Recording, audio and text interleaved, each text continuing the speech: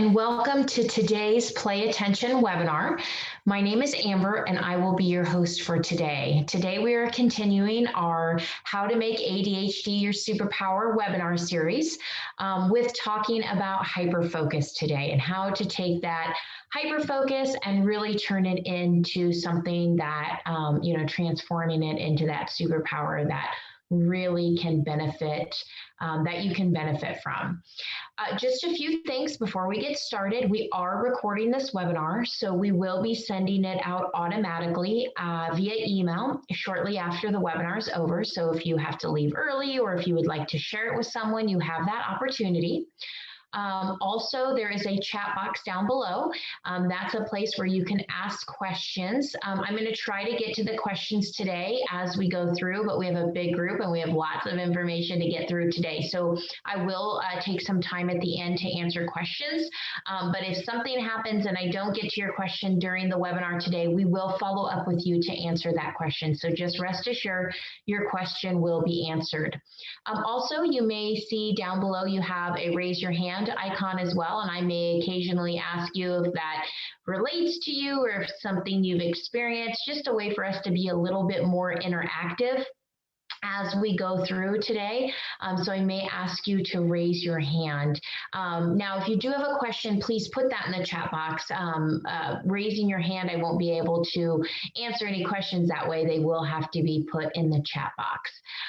If at any time you get disconnected from the webinar today, just please go ahead and re-click the link that you used to log in, and that will bring you back in. So once again, my name is Amber and I will be your host for today. Just a little bit more about myself. I have spent the last almost 20 years now in secondary and post-secondary education, helping individuals meet their academic goals and achievements. And Play Attention has been an integral part of that. So let's go ahead and get started. We have a lot to cover today. Seth mentioned what is the relationship between hyperfocus and procrastination. We will definitely get to that. So we'll talk a little bit more about that today.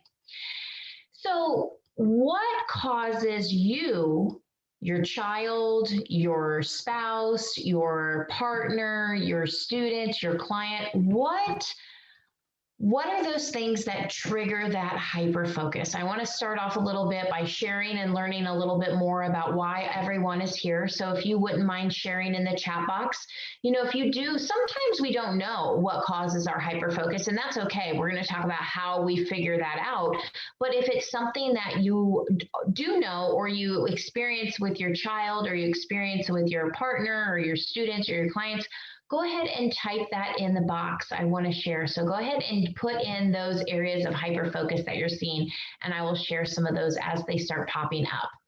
Hannah says something that she's very interested in, passion in life, distractions such as a dog barking, unable to move past an annoyance, video games, technology, cell phone, overwhelm, many responsibilities, high level of interest in the subject, time of day, quality of sleep the night before. Those are all very good. Art projects, something that's fun and easy to do.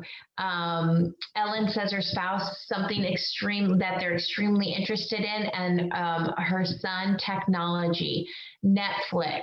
I got another art project, finding peace and calm when I get deeply involved, reading for hours and hours, teach at an independent school for students with ADHD, OCD, ODD, and I want to build my toolbox. Great. That's a fabulous reason to be here, Shannon. Thank you. Identify and unidentified stressors. Colleen, that's a great one too, because sometimes things can be stressing us and trigger us and we don't even realize it. So great one. Doodling, drawing, sometimes painting, martial arts, hyperfocus, designed or to distract or procrastinate, right? Something that's designed to distract or procrastinate. Stray beyond necessary. Bird walking while researching both online and in print text. reading and research, something that's extremely stimulating. And that is something that's really important that we're going to talk about today. Urgent looming deadline. And I could go on and on. Thank you so much for sharing those. Those are all really great. And you saw there are some things that were there in repetition, right? So technology, whether it was video games, cell phones, Netflix, right? Those are all designed to give us that instant gratification. And so if we're struggling with how to manage our hyperfocus, it's something that's highly stimulating and will pull us in. But it can also be our passion, right? And that's where we can take that hyperfocus and really make it our superpower. So hyperfocus is not necessarily something that's harmful, but it creates tunnel vision and the inability to shift from one task to another. So this is where I'm going to ask you to raise your hand if you've experienced this, whether you've experienced this with yourself or with someone else. But have you ever been in a hyper focus mode, or known somebody that was in a hyper focus mode, and you spoke to them and they were totally oblivious that you were even speaking? So raise your hand if you've experienced that, whether you've been the one where somebody's like, hey, I'm talking to you and you're not responding to me, or if you were the person talking to someone else and they weren't responding. I'm seeing lots and lots of hands go up, because most likely you're here because either you experienced that or you know others that experience that as well. And that's very, very common when we're talking about hyperfocus, especially if somebody is also struggling with ADHD. And they can be completely oblivious to anything going on around them. And so we want to talk about how do we pull them out of that effectively, safely, without big emotions. And so we'll talk about that as we go through. So thank you for raising your hands. Recently, Dr. Barkley in Attitude Magazine was quoted saying, children and adults with ADHD have difficulty shifting from one thing to another. If they're doing something they enjoy, or if they find it physically or physiologically rewarding, they'll tend to persist in this behavior after others would normally move on to other things.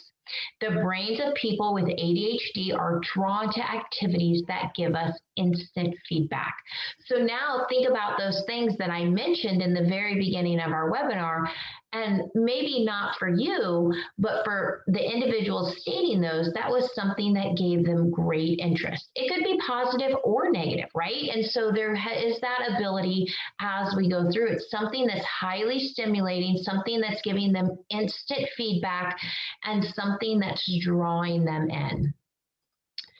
So we want, this hyperfocus is actually a superpower, but we just have to leverage it the right way. And we've talked about all of that as we've gone through this How to Make ADHD Your Superpower webinar series, that there are some things that are truly fabulous that we struggle with ADHD in some cases, but they're actually really great things as long as we're leveraging them the right way and we know how to use those tools effectively.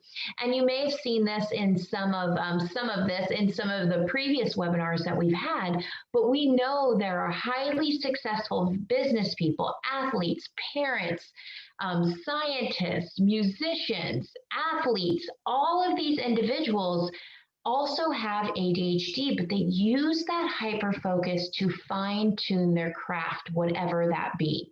So there's a picture here of Justin Timberlake, right? A famous musician, actor. Albert Einstein, a famous and very successful physicist. Leonardo da Vinci, we all know about his beautiful artwork. And then Simone Biles, a highly decorated Olympic athlete, medalist, and they all are diagnosed with ADHD, but they're known to take that hyperfocus they have and put it into that passion and into that what they do to be very successful in what they do. So we're going to talk about how do we do that today? What do we do moving forward? And I see here someone mentioned, I find the first step is the hardest. Once I do, then I'm hyper-focused. And that is a good point. Sometimes we know we're doing it. We know we're in that hyper-focus phase, but how do we get out of it? And that's what we're going to talk about today. So the areas that we're going to cover today is what is hyperfocus. So we've talked a little bit about that already, but we're going to talk and put a little bit of definition around it. We're going to talk about what causes hyperfocus. So we've talked a little bit about ADHD, but why? And then strategies to transform it from a disadvantage into our superpower.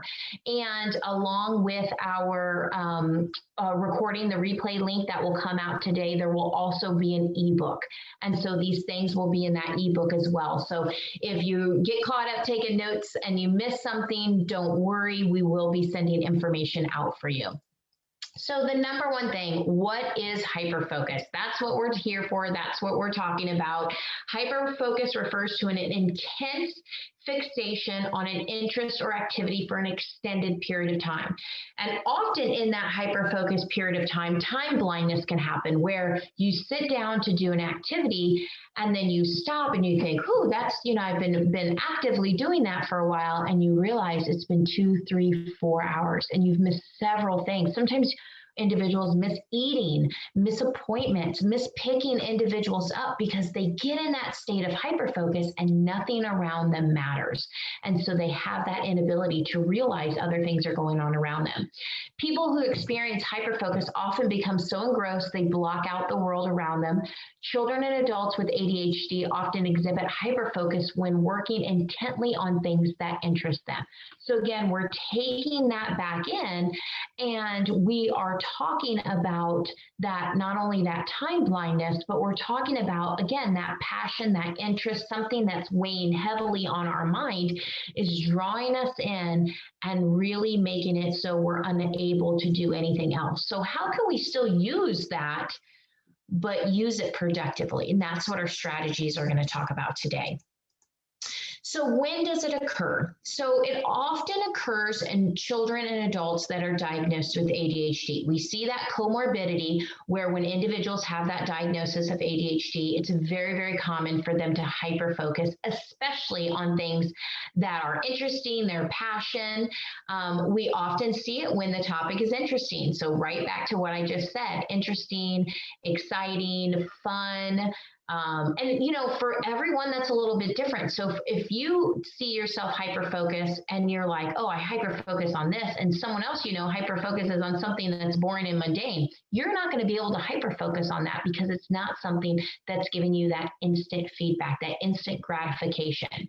We also see it occurs when there's an inability to move freely from one task to another, especially if the new task is mundane or boring or difficult. So that's another thing is we see that there's that inability to shift. And we're going to talk, that's really an integral part of our executive function. And we're going to talk about that because when we try to move from something that's highly stimulating into something that's boring, mundane, repetitive, or even challenging where I don't even know where to start, we want to stay in that state that is giving us that instant feedback, that high stimulation, because that other is unknown or and so we want, how do we get to those? Because unfortunately, we know that those things are important for us. We need to do those mundane tasks. We need to do those challenging tasks, but it can be very, very hard for us to start and even use that hyper focus in those. So how do we do that? So there's another interesting quote that I saw from Attitude magazine. It was from Dr. Silver, a psychiatrist at Georgetown University Medical School. And he talks about concentration as a coping mechanism. And oftentimes we see it's a way of dealing with distractions. Specifically, he often saw it in college students with ADHD where they'd have to go to an intense concentration to be able to get their work done. And oftentimes that intense concentration is where it's at the very last moment where things need to be due, right? Or even overdue. They're at that deadline and that crunch, and they are able to go into that hyper focus, that intense focus, and they're able to distract, pull out all or filter all of those distractions around them. But unfortunately, they can't do it in a day-to-day basis. And he also saw the same thing when information was pleasurable, right? Watching a movie, playing a video game. And again, they're not even aware that they are focused so intently. they're completely oblivious to the world around them. So how do we pull them out of that stage? And we're going to have a section first where we're going to talk about how strategies to work with adults, but we're also going to talk about strategies to work with children as well. So causes of that hyperfocus and these are, you might have one, you might have multiple one of these, but inability to move freely from one task to another. So this is where I'm on something, maybe I'm online shopping, maybe I'm playing on my phone, maybe I'm on social media, maybe I'm researching something like genetics or my family tree that's super interesting for me, and now I have to cook dinner. And cooking dinner just is not something I enjoy to do. I don't know what I'm going to cook. I'm not great at it. And so it's really, really hard for me to get off of those very fun and interesting things into that more mundane task. So it's our inability to move freely from one task to another, especially if that task we're going on to is difficult. We have difficulty filtering distractions. So sometimes if we are very distractible, we really struggle with distractions. We're in a library and it's very hard if there's any noise. If we're in a classroom, it's really hard for us to read if there's noise going on around us, the TV's playing. So if we have a hard time filtering those distractions, oftentimes that can trigger that hyperfocus, especially if we're in an environment where we need to get something done. We're at that very end of our deadline. Inability or lack of inhibitory control. So part of our ability to go into that state is our lack of impulse control. So when we talk about inhibitory control is our ability to stop and think and then react, right? And that first thing is stop. And so when we are in that state of hyperfocus, it's very, very difficult for us to have that inhibitory control, for us to be able to stop. And so we need to be able to learn how to control that and the tools that are effective to start to draw us out of those so we can build that. Because just like with any skill, these are skills that have to be practiced. We have to practice going in and out of that hyperfocus if we want to transition that into something that is more effective for us. Ellen, yes, these can be causes of hyperfocus. Can be causes of hyperfocus. That's what we're discussing right now. Difficulty with task initiation. So sometimes we have a difficulty with task initiation. So we'll stay in something that we already know, right? And so if we know something, it's easy for us to stay in that. And then we have a hard time getting started. Or the reverse, right? I procrastinate. And then I have no choice but to spend hours and hours on it to get done on time. And then poor self-monitoring. So part of that inability to stop our hyperfocus is the inability to monitor that we are in that phase, right? So these are some reasons that prevent us from going in that focus. So there's a question here. I was wondering if there's any kind of app that can remind people with ADHD to shift to another task. We're going to talk about those things, Lynn. So great question. We're going to get to ways that we can really pull individuals out and put them into a task that needs to be done, or how do they schedule their day? So great question. We're on our way. So when we talk about all of these different areas here, what do they all relate to? What is one common thing that all of these areas relate to? And it's executive function. So we talk about executive function here a lot at Play Attention because these are skills, mental skills that we need day in and day out to be effective in what we do. There are different ones here, and we've done a webinar in the past. We actually did a webinar series at the beginning of the year that talks about the different areas of executive function and how we know that we might be struggling in that area and how to strengthen those areas. So we know areas of executive function include organization. So if we struggle with these areas these areas of executive function, that could mean that we struggle with organization. We're very disorganized. We can't find anything. We struggle to remember where things are located at. We struggle with mental flexibility. Maybe we have a hard time if things change, moving from one thing to another. So we talked about that, moving from task to task. Working memory, that's our ability to problem solve, to critically think. So to take that information in, process it, and come up with a solution. Inhibitory control, so that's our ability to control that impulse, and it might be behavior, it might be decisions, might be the ability to stop doing something that we're doing, especially if it has a negative impact on us. Our emotional control, our ability to be more even-keeled, to have that regulation in that emotion so we don't have those really big ups and downs. Our ability to start a task, so avoiding that procrastination, planning and prioritizing. So if we struggle with that, we have a really hard time determining, okay, what do I need to do first? What do I need to do next? And then that ability to self-monitor. So you can see, and what we've discussed already, that the hyperfocus, the hyperfocusing that's happening, it's a lot of different areas of weakness in our executive function. And so we want to make sure that we're strengthening, we're building that executive function, because that's going to allow us to start being more effective in first starting and stopping that hyperfocus, being able to follow through with, okay, I've done this, now I need to move here and I need to move there. I'm pulling myself out of that. And then ways that I can shift my daily tasks that replicate more of those things that I enjoy that cause that hyperfocus, so I can use that as my superpower. Yes, I just got a question if the webinar is still available to view. Yes, we are recording it right now, and shortly after that webinar, the webinar is over today, you will get the email with a replay, as well as the ebook that we have associated with this as well. So, you might be sitting here thinking, well, yeah, I know I struggle with, hyperfocus, but I don't know about the areas of executive function. Yeah, sometimes I procrastinate. Sometimes I do this. Sometimes I do that. I don't know. Maybe I don't have a diagnosis. Maybe I don't know if I struggle with working memory. And so Play Attention as a special offer, and a thank you for joining us today. We do have an assessment here that looks at your executive function.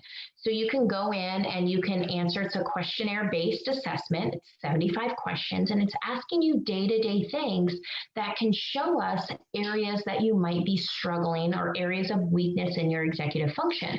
And so if you would like, normally this assessment is a $50 assessment, but if you're interested in doing the brief assessment, you can type in brief in the chat box, and for half price, $25, you can do this assessment. We'll send the assessment over to you, and then we'll do a follow-up consultation. So we'll talk about the areas that were recognized and ways to help build those areas. So just as a thank you, because sometimes we get to this point of the webinar before we talk about strategies, and some individuals are like, I don't know if I struggle with areas of executive function. As we could see from the last slide, that, we do know that executive function plays a very big part, not only in ADHD and managing it, but also in the ability to prevent or use that hyperfocus in a way that's going to be beneficial. Elizabeth said, can multiple people get the discount if I have a family of 4 with ADHD? Yes, if you would like to do 4 individuals, each of those assessments are $25 a piece, so you're more than welcome to do that. And basically what we'll do for all of the individuals that just typed in brief, we will reach out to you afterwards and we'll gather some information from you, and then we'll send that. And those assessments can be done right from home. For individuals that are 15, I believe it's 15 and above, they can do a self-assessment. Anyone under the age of 15, you would, a parent or a guardian would do the parent assessment and just really assess how that individual is operating.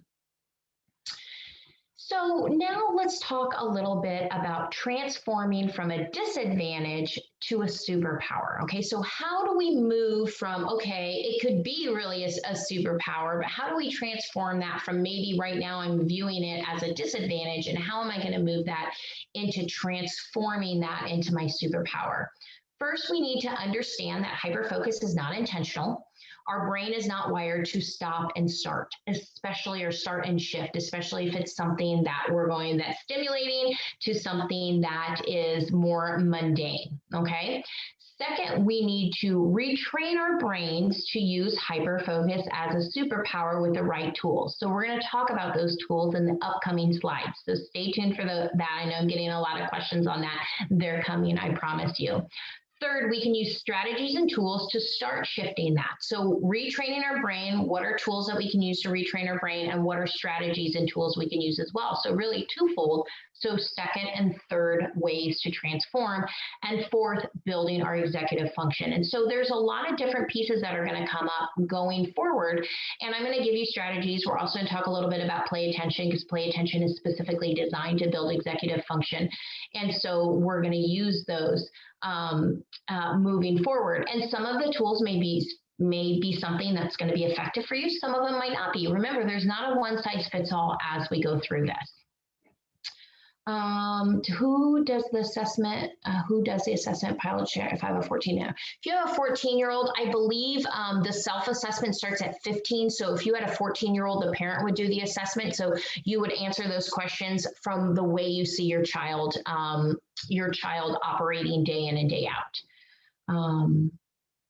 And then there was another question, tools offered differently from the assessment. I know my executive difficulties, I say it constantly. Yes, so the strategies are different than the assessment. So the assessment is just an opportunity for you to do an assessment on your executive function. Brief is specifically designed to look at the areas of executive function, ask you questionnaire-based questions specifically designed to look at strengths and weaknesses of your executive functions. The strategies that I'm going to get to here on the next slide are different than that assessment. These are ways that we can start building our hyperfocus and using it towards that superpower. So the first, I believe I think I have 6 strategies in here are geared specifically for adults. That doesn't mean that children can't use them, but we wanted to give some strategies for adults and children because sometimes that looks a little bit different. But the first one you want to do is keep a log. When we start talking about health and fitness, one of the biggest ways to look at patterns and things that are working and not working is to keep a log. So the same thing works when we're talking about hyperfocus. You may know online shopping triggers your hyperfocus. You may know video games trigger your child's hyperfocus, but we might not know all of those things that are causing us to be hyperfocused.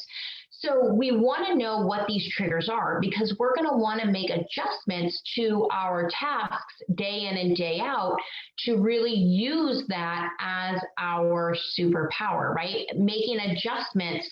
If videos are our superpower, we're going to talk about how do we integrate that into more of a mundane task to make it our superpower so we're more effective when we're doing schoolwork or, in the office or whatever that looks like. But the first step is to understand what is triggering those. And so what you need to do is you can just use a simple notepad and just make notes throughout the day. If you're getting ready to start a task, write the time down, write a little bit about what you're doing in the task, start your task. And then when that task stops, and this isn't a point for you to start saying, oh, I'm going to time myself, I'm going to use a timer to get off of this, because really, honestly, you might need to log yourself a couple days, a week, maybe even a little bit more to really start to see those patterns, because we are struggling with that self-monitoring. So a lot of times we're very unaware of what is actually triggering us of that. And also make notes if somebody had to take you out of that hyper-focus, if your partner or your spouse or someone was like, hey, and trying to get your attention, are we going to do this next? Or we got to go. We're going to miss our appointment. Make a note of that. And then after a couple days or a week, take a look at that log and see what patterns you can find from that. And it's just a very simple way to really start understanding where are those triggers, what is triggering that hyperfocus. Number 2, once we have a better idea of what's triggering that hyperfocus, let's start using tools. alarms, timers. So this, Ling brought this up earlier, is their apps. I'm sure there's a lot of productivity apps out there. There are apps that you can put on your phone that after a certain amount of time on your cell phone, they will lock your cell phone down so that you're forced to go in to do something else. So there's apps out there that do that. All cell phones, you don't even have to use an app. Just the clock feature on your cell phone has a stopwatch as well as a timer, and you can set alarms. And so, setting alarms initially, and we're going to talk about how to use these, because initially these may or may not help you. It depends on how deep into that hyper focus you're getting, but they are tools as we start to build our ability to start and stop. Because remember, when we're learning a new skill, when we're learning a new task, we build a new neural pathway in our brain. So every time we learn something new, whether it's tying my shoe, whether it's learning to read, ride a bike, drive a car, cook, bake a cupcake, whatever I'm doing, I'm building those pathways in my brain. And every time I reinforce that pathway, meaning I do it again or I practice, I'm strengthening that pathway. So if I'm in that hyper focus and I'm using an alarm and it's pulling me out, I'm strengthening that pathway to move from one task to another. So just remember that. That is something that's really important as we talk about this. So timers and alarms can be helpful because it draws our attention off of the hyper-focus activity.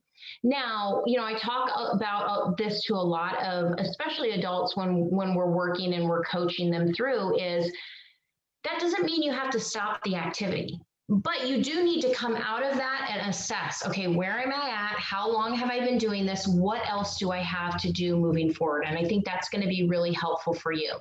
Ellen, we're going to talk about what happens when timers and alarms are ignored. We're almost there, I promise. Because you're right, initially timers and alarms might not be effective, but right now that's what we're covering.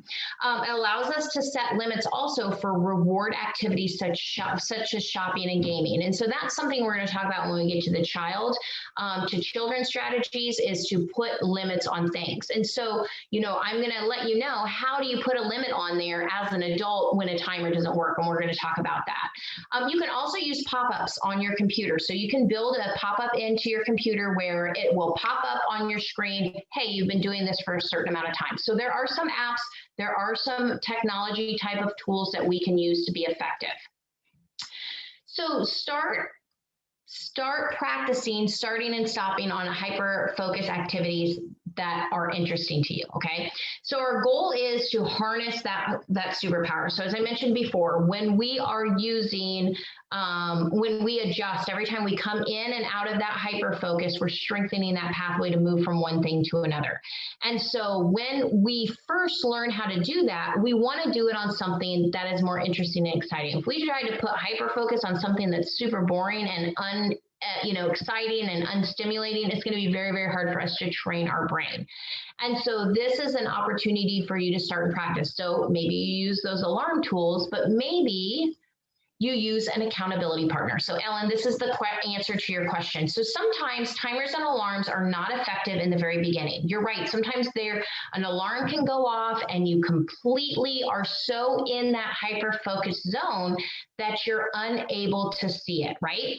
So this is where we're going to enlist the help of someone to assist you starting and stopping and your transition, okay? So it can be a partner, it can be a parent, it can be a coworker, it can be a child. If you have to do some research for something, or you're like, okay, I've got an extra hour of time, I'm going to sit down and do some ancestry.com, and you tell your child, hey, set your alarm for an hour. In an hour, come and find me and talk to me. And it's not just, hey, mom, it's been an hour. You need to physically stop that person. So the accountability partner may need to touch your shoulder. They may need to wave a hand in front of your face. They may need you to speak back to them. And we'll talk a little bit about those strategies kind of in that, as we go into the child strategies as well. But you need to, if you're an accountability partner, or if you're asking someone to be your accountability partner, they need to make sure that you are completely out of that before they move on to whatever they're going to do next. So this is a really good tool to use if those alarm clocks, if those apps are not working for you. This is a great tool to enlist someone because they are there to help transition us, to give us that little bit of extra that we can't avoid. These individuals are there to provide the extra support we need in the beginning of this process to break that hyper-focused state. Number 5, create a to-do list. So this is really important to do. When we are creating a to-do list, we want to be very intentional in creating our list of things that we need to do. This is something that should be done daily. This is something that we need to put our top priority things on the very top of the list. So I talk a lot when we talk about organization, we talk about time management, priorities, and things like that. We have a lot of different materials here at Play Attention on those types of topics. And I always talk about eat the frog. And for those of you who haven't heard that saying before, it means do the most difficult thing of your day first, because that way you know it will get done. Oftentimes if things are difficult and we say, okay, we're going to do something first, then we do this and that, and now it's 5 o'clock and we're like, oh, well, I'll just do it tomorrow, right? And it gets procrastinated and put off. So when we're creating that to-do list, we need to be very intentional. We need to put things that are top priority as well as things that are difficult first, and also things that we know don't trigger our hyperfocus. If we know, oh, I have a presentation to create for an upcoming, sales meeting that I'm doing, and I really, really enjoy doing PowerPoint, we don't want to do that first thing, because if we do that first thing in the morning, because it's something that can trigger our hyperfocus, we're going to pull that in, right, all throughout our day, and we're going to spend most of our day working on that. And now we've missed other things, maybe other deadlines, meetings, things like that. So we want to make sure that we're putting things on the top of our list that are a little bit more difficult, that do not trigger our hyperfocus. And this is where we can lean back in and talk about that log, because when we do that log, that's step 1, we know some of those things that are triggering the hyperfocus that we may have not have noticed. Additionally, it's very important for us to create alarms on our phones for things. Now, again, you need to make sure those alarms are working for you. If not, you're going to need your accountability partner for these things. But if you have very important appointments, such as an appointment, a meeting, picking up your kids from school, whatever that is, where you have to physically go somewhere, you need to either set an alarm on your phone specifically for that, or you need to have your accountability partner make sure they let you know. And now remember, if our appointment is at 4 o'clock, we don't want to set our alarm for 4 o'clock, right? We want to make sure we take time to transition out of what we're doing. And that log is going to help us with that as well, because we're going to be able to learn how long is it taking us to transition out of that.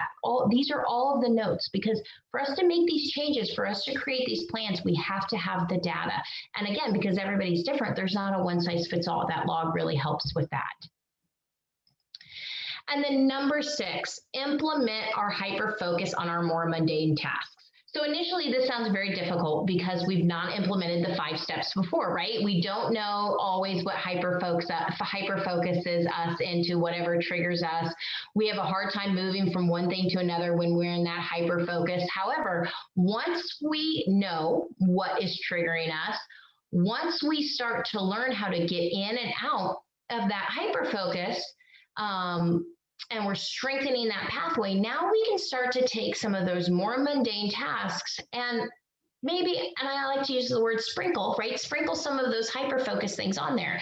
So, you have to write, or you have to read, you have to read something, whether you're taking a continuing ed class or you're in some type of professional development. You have to read something and it's a little bit mundane and you really like to listen or look at things and do that.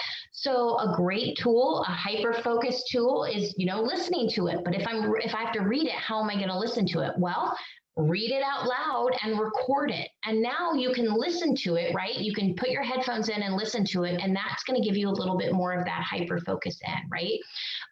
You have to do a presentation and you really enjoy doing graphics, right? So do the graphic piece of it. Say, hey, or if you're working in a group, hey, can I do the graphics piece, or can I do that? So just lending those things in. as a manager, this is a great way for you to learn or a great way to use those hyperfocus for those individuals. Or if you're an individual that has hyperfocus, this would be a great conversation to have with your manager is, I really do well with research of X, Y, and Z, right? Whatever that might be. I'm really good at researching, dates. I'm really good at researching, previous things that have happened, whatever the case may be. I'm really good at that. And so as a manager, it's great for you to find out your individual strengths, right? What are their strengths? And then let's put them on projects. If we're breaking a project down, let's put them on something that lends to their strengths, because now they're going to hyper focus on something that's interesting to them, but it's also beneficial for the work as well. If you're not a manager, but you have the hyper focus, have a conversation with your manager. Hey, these are things that really interest me and that I really, trigger my ability to, be able to be really successful and find lots of information on that. Is there any way that we can implement that into our day-to-day? So those are just really ways to take that hyper focus and flip it in and use it on tasks that maybe can be more mundane and more difficult as we move forward. So now let's talk a little bit about children, because we're about 20 minutes from our hour, and so we want to hit on some different strategies we can use in the classroom, we can use at home, and that we can use with children as well. And so limit activities, and this is beneficial for adults as well. This is something, there's a lot of these that we talk about strategies for children, but same thing, they can be, effective for adults as well. Limit times on activities that trigger hyperfocus, whether it's video games, YouTube videos, social media, whatever it is. Limit the time, put time limits on it, because if we just leave it open-ending, it's almost reinforcing their hyperfocus, right? Because remember, when we do something over and over again, we're training our brain to be that way. And so by putting limits on them and transitioning in them to something else, it makes us more effective to really be able to start to learn how to control that. So what if that's difficult? Stick to a schedule. So it's really important for us to set the limits. Okay, these are the limits. You get, 20 minutes in the morning, 20 minutes at night, whatever the case may be, right? There's no hard and fast rule. There's no right or wrong. Again, there's not a one size fits all. But the important thing is, and this is important when we're working with individuals with ADHD anyway, is to build that consistent schedule in for them. This is what it is. This is the consistency we're building in so they know what to expect. And again, every time we start and stop those activities, we're strengthening those pathways as we go. Another way is to use natural breaks to transition. So if they're watching a TV show, at the end of this show, we're going to move on to something else. So this is a really great way to give them that transition, or even to give that transition as myself. And maybe my spouse or my partner is my accountability partner. And I say, okay, at the end of this show, we need to transition onto something else. Can you help me do that, right? And so using that natural break to move on to another activity. Another way to do that is at the end of a video game level, right? Or the end of a chapter, if it's reading, whatever the case, whatever that natural break is really, really helpful. When I was doing research for this webinar, one of the, there was, I read something about one of the doctors had said that, they struggled with ADHD, and at night they would turn their computer on, and they would, work and while their spouse, watched TV or whatever, and they would get so transfixed on what they were doing, they didn't have that natural break, they didn't have that transition, they didn't have that accountability partner. So the wife kind of ended up being the accountability partner, because she would get up and go to bed, and and the doctor would realize at 2 o'clock in the morning, oh my goodness, my wife has gone to bed and now I'm still doing my work. And so the wife started getting up and unplugging the computer and leaving the room when she would leave. Now, I don't necessarily recommend unplugging the computer when somebody's doing work, but that's how engrossed individuals get when they are in this hyper-focused state. So really building that, giving a lot of, especially, I don't want to say warnings, but, transitions ahead of time, because we want to give them that ability. Because if I just say, okay, we're turning it off right now, that doesn't give their brain that time. They don't have that ability to move freely onto that other thing. And that's where you really will see that emotional dysregulation, the impulse come out, a lot of different things happening. And so by using that, we're going to watch one show, and then halfway through, okay, we're halfway through the show. Remember, at the end of the show, we're transitioning on, and making sure that they are actually hearing you say those things as we move forward. redirect into other areas. So this is a great one when we're talking specifically about children, because there are other activities that can really lend to that hyperfocus. So using that hyperfocus for something that can be really beneficial for them. And so we see a lot of other activities like art. So there's a lot of creativity in that. Now, again, we want to make sure that we can transition into something boring. So if they're working on an art project and maybe now they have to do math homework and that's really hard for them to do, we still need to build that transition and how do we move out of that. But creativity is a really good way to lend that hyperfocus. Additionally, sports. And specifically when we're talking about sports, a lot of coaches will say positions like the pitcher and the catcher in baseball, because even though, they have a tendency to be kind of like, oh, I'm not paying attention, when they're in that actual state, that pitching and catching takes a lot of focus and very intense focus. And so that hyperfocus can really lend to individuals being very, very successful in those positions. Same with a goalie, whether I'm talking about a soccer goalie, a lacrosse goalie, a hockey goalie, whatever that case may be. A lot of times you see them kind of, I'm bored down here. But as soon as it transitions, they have that ability to hyper focus and pull in and really be attentive on that. So maybe we redirect that hyper focus into something else. Number 5, creative teaching. So these are things that you can use in the classroom that are really effective, and we're using hyperfocus in a way that's beneficial for the student. So allowing students a variety of options when it comes to assignments. So instead of saying, okay, everybody's going to write a 2-paragraph, paper on whatever, let's start giving them options. Maybe we have the opportunity, and maybe not every single one, but maybe giving them the opportunity to, instead of writing a paper, do a video. Write a speech about it and present a speech, do a diagram. There's so many different ways that we can learn material and information that's more than just writing a paper. And so giving them that opportunity to use that hyper focus and things, again, this is what I was talking about with adults, where you take those things, that log, and you can do the same thing for a child, create that log, but use that hyper focus and put it into something that they're learning, they're beneficial for. My son has gone through play attention, and initially, if he got the opportunity to do a video or to do a presentation, he jumped all over that. But the reading and the writing were very, very difficult for him because it was very boring for him.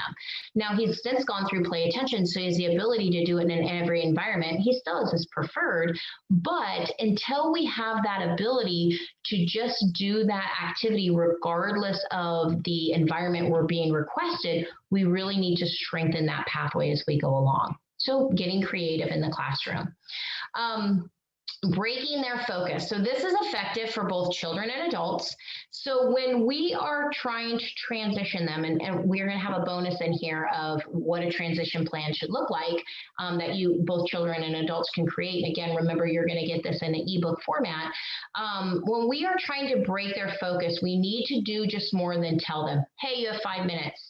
Oh, hey, now we need to move forward, or we need to go right now, or we need to go sometime soon, right? They need very specific, and they also need to have that focus broken. As I mentioned with the story I told about, the doctor that worked on his computer. I mean, he physically had to have his wife unplug his computer, whether he wanted that or not, to break that focus. And so we need to make sure we're doing things like touching their shoulder, having them make eye contact with you, having them repeat what you're saying, and stand in front of the activity that they're doing until you get that attention to you. Because sometimes they can even talk, or they'll say, and they're not even picking up anything that's going on. So we need to make sure we're breaking that focus to move forward. Number 7, give them time to transition. This is very important, especially when we're working with children, because it's an important step. When their brain is not wired to move freely from one task to another, it's very difficult, and sometimes they need extra time to transition from one thing to another. So we need to make sure that we're building in transitions. Maybe it's a countdown. And this is a great thing to have that conversation with the child. What are things that are going to help you move? If we're doing something that's fun, but now we have to do something that's not quite as fun, what things can I do to help move forward? What if I count to 10? What if we count to 20? What if we sing a song, right? What if we use a timer? What if we use a clock? We can use a clock. We can create a clock that has color codes on it. So from this time to this time, we're doing this activity. From this time to this time, and it gives them a very good visual. So what is that transition we're going to use? And again, just like setting limits, we need to be consistent with that transition we're using, because every time we transition and we do it effectively, we're strengthening their ability to move from one thing to another.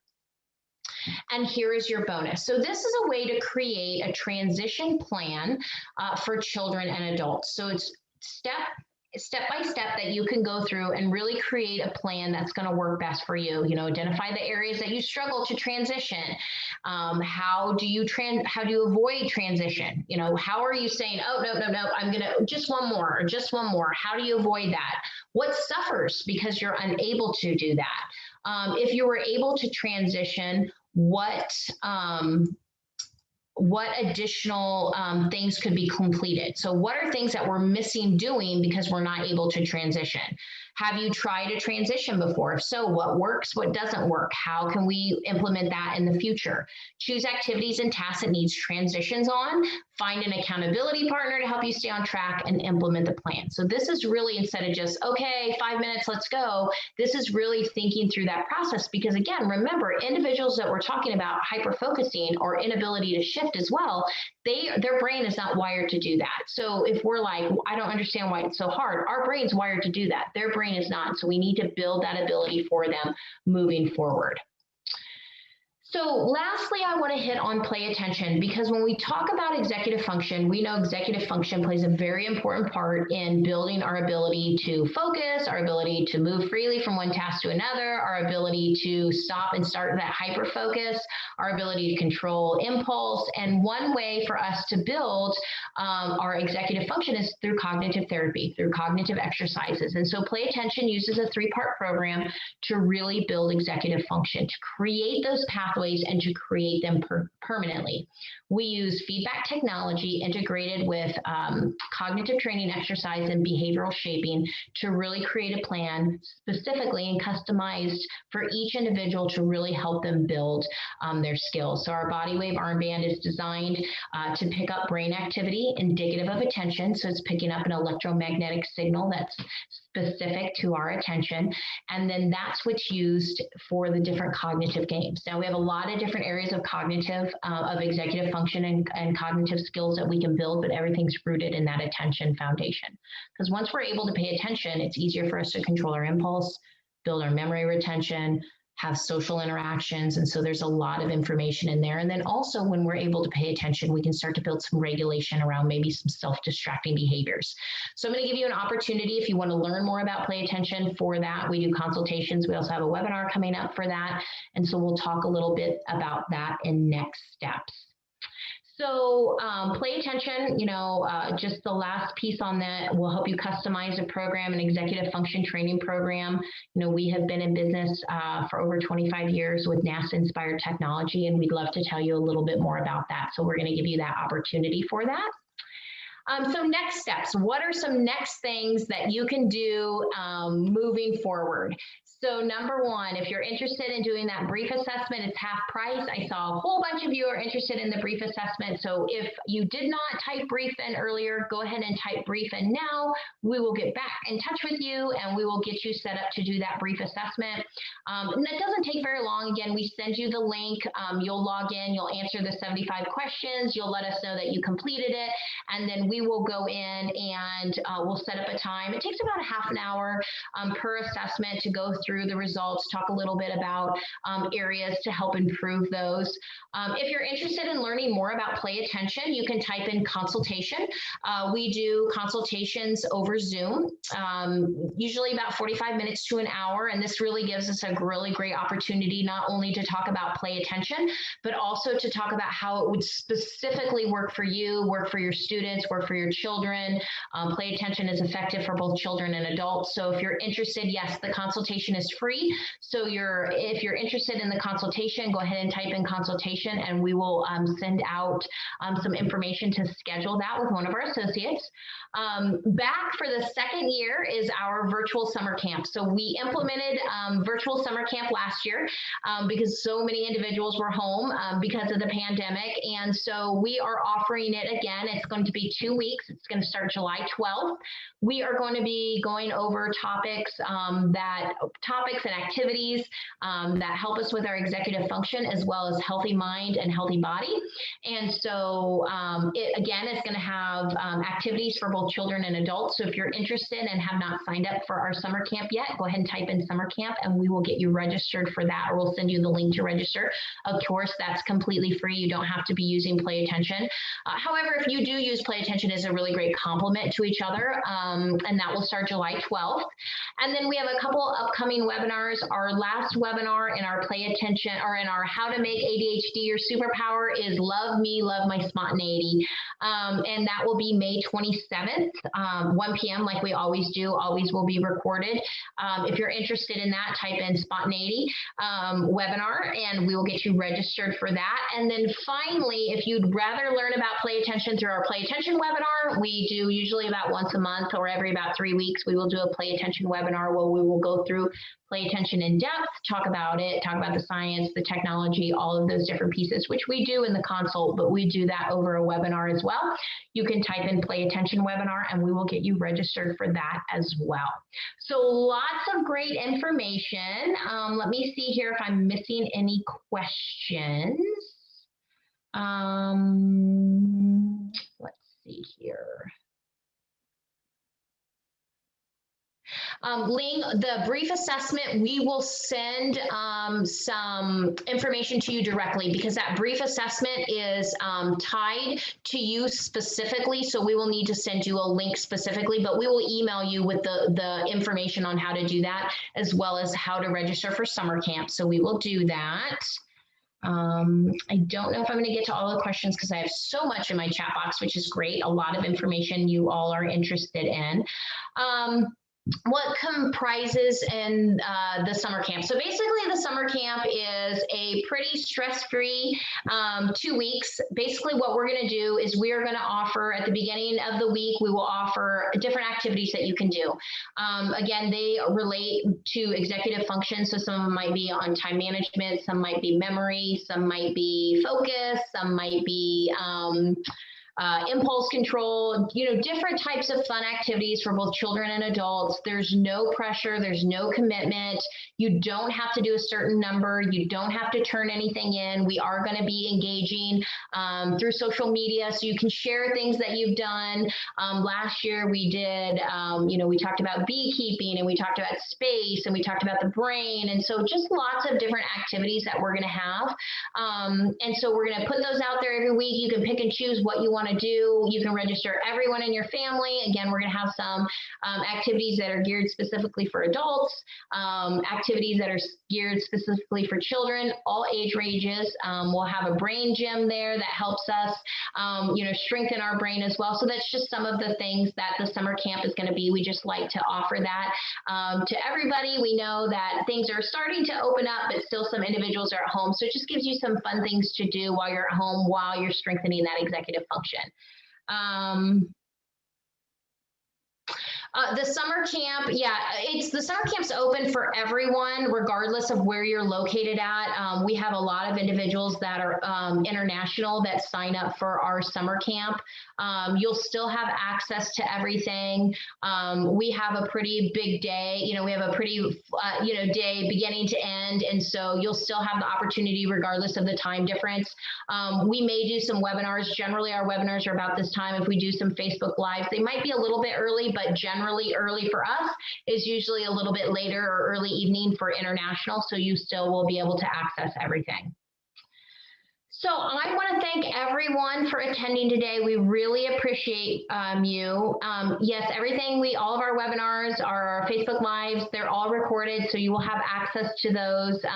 You'll have access. The previous webinars that we've done are located on our YouTube page, but also our How to Make ADHD Your Superpower. If you go to our website, click on webinars, there's a tab where you can go and you can see all of our previous webinars for everything that we've done for this webinar series, along with the ebook. So everything's there, everything's recorded for you. We want to make sure that you have access to that going forward. So I want to thank everyone for attending today.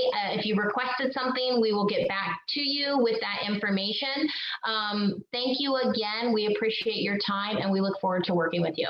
Have a great day. Bye-bye.